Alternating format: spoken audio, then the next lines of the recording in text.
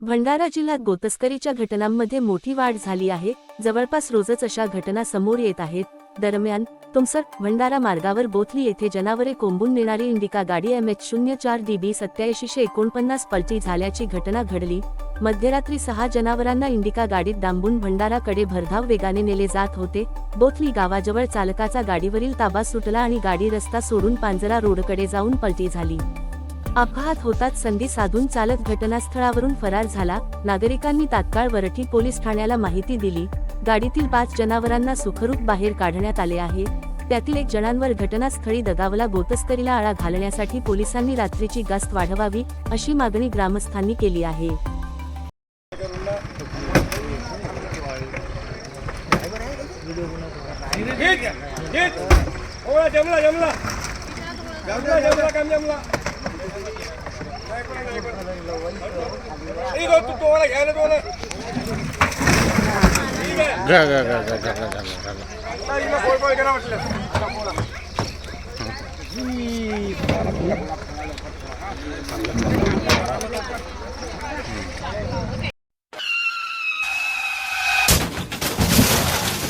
आता गाडीवर mobile number नाही तर इमर्जन्सी QR कोड लावा, जे तुम्हाला अडचणीच्या वेळी मदत करेल।